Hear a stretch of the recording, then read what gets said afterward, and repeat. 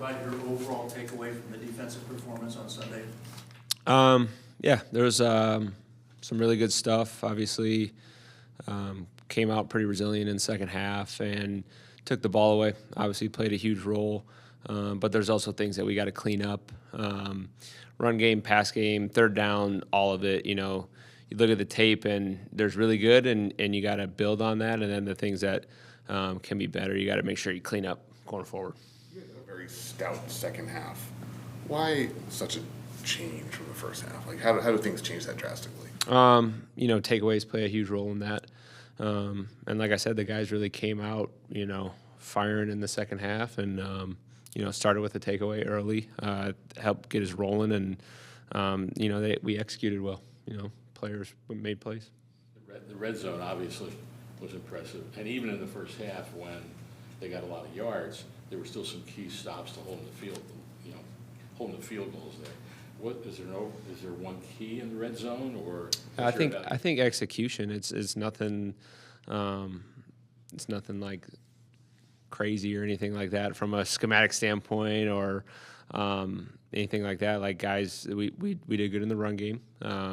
Guys played physical. Didn't let them really, you know, gain many yards when they did try to run it down there. And then when they passed it, we had body on a body, and that comes down to, you know, in the red zone, there's always difficulties with offenses with their ability to move people, motion, and you got to make sure that you're on the right people. And so we did a good job of that. And then when you're on the right people, of winning when the ball comes your way, winning at the point of attack, which we did that as well. So it's a combination of all those things, and you know, and it's allowed us to keep them the field goals. Did you go into the game believing that if they got there that you'd be pretty good? I know Kyle said yesterday we were pretty bad before this game, and now it got even worse. Was there that knowledge that, hey, I think when you watch the tape, you know, even if you see them that they didn't have success, there's a really good offense that has a really good scheme still in the red zone. So for whatever reasons that, you know, other teams had held them, that didn't necessarily mean like, oh my gosh, look at there, you know, we got them right here. That's a really good offense that I know can execute well in the red zone. So I knew it was going to come down to us executing our stuff and playing at a high level. With Garrett out, obviously Rabbit and Keytrail got a lot more snaps. How did you feel like they fared in that role? Yeah, they stepped in and competed. You know, a couple plays on the football too. It was good to see. Pass breakups, and you know, there's things that they got to get better. There's some things that really excite you off that tape, but they went out there and they competed just like the rest of them. How do you balance the reaction and the emotion of watching your defense kind of let a team march all the way down the field and then hold them 4 times inside the 10? You know, I try to take the emotion out of it as a play caller. Like, all you got to do is just continually solve problems. So, you know, if they're able to move it, you know, why are they moving it, and what do you have to do to mitigate that? And then, you know, if you start thinking about the pass, it's not going to help you right there when they're in the red zone or your next drive. So you can't let those things change your mindset or cloud your mind in terms of calling the game. So I try to take the emotion out of it so that I am, whatever the next play is, I'm at my best. So when you see the ball hanging just a bit and Kaiser creep forward, no emotion? A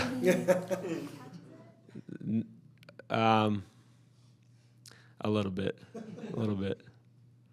Going back to Rabbit for a second, you said that when you watch the tape, you get excited about what could potentially be with Rabbit. What does excite you? Well, I think he fits the, you know, criteria to play here, which is motor and violence. And he's extremely smart. He works hard. So, you know, that is going to build on, and he's going to continue to get better as a player. But he flies around, he hits people, he caps things off. Like, he plays the way I want defense players to play.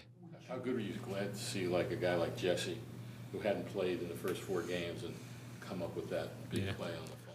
Yeah, that's exciting because, you know, I've kind of told Jesse now for a handful of weeks, I can just, like, he works, right? And I know it was probably disappointing to him to not be up for those first 4 games, and, you know, he never wavered on how he works, the type of teammate he is, anything like that, and he just continually shows up.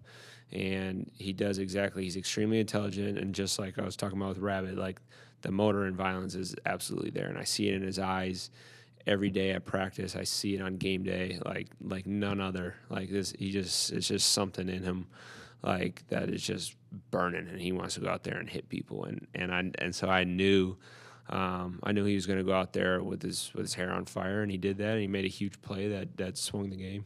With him out there, Xavier wasn't active.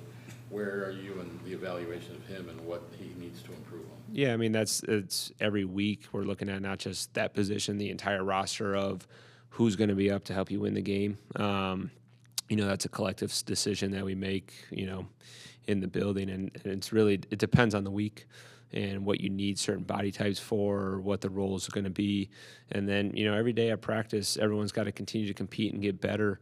And you want everyone doing this as the season goes. So you got to see improvement from everybody. Roles are constantly changing throughout the year, increasing or decreasing, and it depends on performance and if you're getting better. So something that kind of gets looked at every week with every position. Would you like to find a way to get Rabbit more snaps even when Garrett is back? Yeah, I mean, whatever we feel like we need to do to win a game and put the best 11 out there, we're going to do. What are expectations for Darius this week, getting back on the field? Yeah, I mean, we got to get him back out on the practice field and see what he can do, and just one day at a time, get out there and get better at practice. When it comes to Kyler running the ball, you guys faced him a lot, OTAs, mini camp, training camp. Can you put, from a defensive perspective, kind of what kind of and where he puts stress on a defense when he is able to get out and make plays with his feet? I still am mad at Kyler. He pulled this one in training camp on I think it wasn't even supposed to be a pull, and he just took off on the defense. And you're talking about Kyler, our Kyler, right? That's what you say. Okay, yeah. Because I'm a defensive coach, but I'm thinking about it like I was so mad because it really kind of like it was a good play by him, and it creased us. And in the run game, just that ability, I think I've talked about that with mobile quarterbacks. There's an extra number you got to account for, and so any mobile quarterback that can bring that it presents challenges to the defense, just from a pure numbers perspective, and it can change your techniques at times. But then as far as a passer, it's hard when quarterbacks are really good at playing on time, but then also when things break down and you're like, got him, everyone's covered, we got a good rush, and he finds a way to get out and buy time and either make a play with his legs or downfield. So like that to me is difficult, right? Because you have to account for him as a runner. You got to account for what's the rush plan for this guy, but then also when you want to be able to dedicate people to the coverage, he can take advantage of that with his legs too. So, mobile quarterbacks present those kind of issues in the run and pass game. We threw a lot of plays on Sunday where Brock might have had some time in the pocket where he was looking downfield and there were no options. How did you feel overall, like the secondary data? Yeah, it was some really good stuff, some stuff we have to clean up still, but, overall pretty pleased with, I put those corners in a lot of stress at times, to go out there and cover really good receivers. And, I thought they did a good job. A couple of reps they will probably want back, and some technique things they need to improve on, but overall pretty pleased. Did you feel like it was that group's best performance there? Not really trying to compare games to games, but it was a good performance. How important was having Tonga back? He had some good snaps, and then Naquan also, with his first action, certainly had that big sack on that one possession. Yep. I think collectively as a whole, the D-line played they played physical, they played good. There was knockback in the run game. That's a really good offensive line. That's a really good scheme. That's a really good back. And they did a good job as a unit. Obviously, having KT back in there, it was good to see Naquan get in there and wreak some havoc. And he got that sack. Like, they played good collectively as a unit. Some things that we need to improve on. Just getting consistent with our techniques to where those good plays that we see on tape, that's just the standard of how that it always looks. But it was good to have those guys in there, and I thought they played good as a unit. Final, because your interception, are there play calls you sit on the entirety of a game just waiting for a money moment? Was that one of those with JT coming? I said I was going to get to it on the sideline, so we prepped the players for it. That can depend on, game flow and situations and, where is it on that call sheet exactly. A lot of factors that play into that, but definitely prepped the players for that, and they executed. Other team loses a a key part of their offensive line. So just general philosophy to attack whoever comes in to replace that spot. Just do defenses around the league just generally do that when the new guy comes in?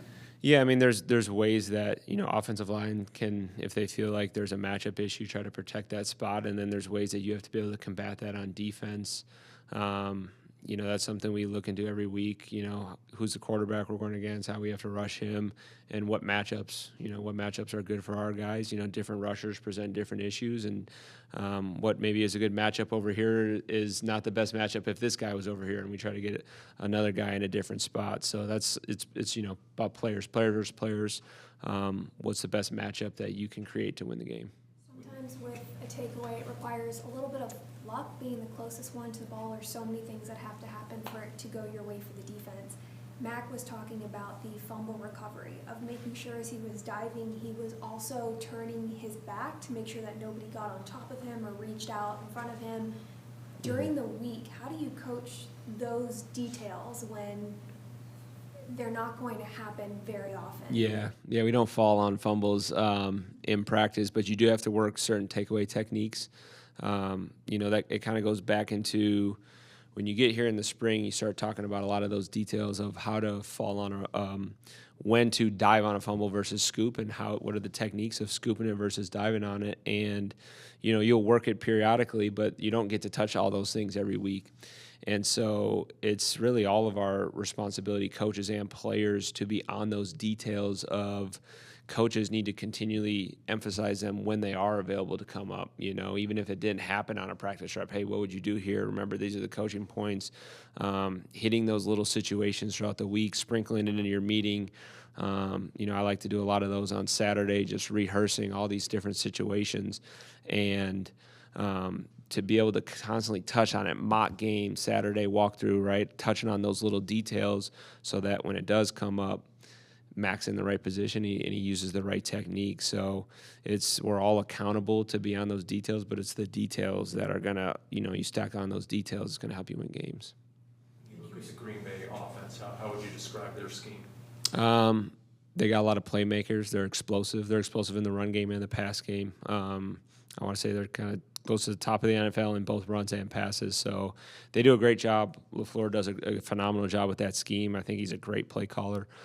Quarterback can sling it. They got a deep receiver room with weapons and a really good running back right now. And they got a run scheme that is well-rounded, I would say, both out of 11 and 12 personnel.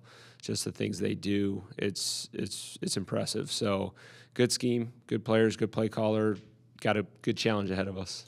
You were just discussing the details. I think you guys as a team are last in penalties committed. How happy does that make you as a coaching staff?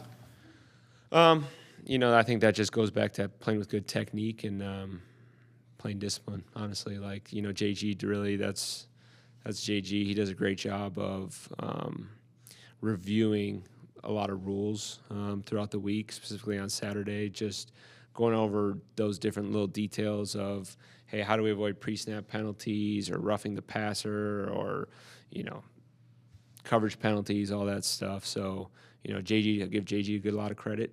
He does a great job. Kenny Bell does a great job of, being the one to help us with all the rules, the officials. And so those two right there put in a lot of hours to get that stuff wired up. And then you got to give credit to the players. They go out there and they take the coaching and they apply it to the field. Unrelated, what have you seen from Max Melton to earn more snaps? Max is doing good. Kind of goes back to, you just asked about the corner play from the game. I thought all those guys did a good job. Max has to stop puking right before he goes out there and covers. He did that a couple times. But he's doing a good job like the rest of them. Like it's that position more than any is you have to be a technician, right? And so, the snaps that all three of those guys said, man, I could have been better on this one. It just goes back to their technique and it's stuff that they've done before. So just continuing to be consistent with those techniques will help you deny the ball, right? What's the job of the corner? Deny the football. So just continuing to improve and be consistent on what they're capable of technique-wise.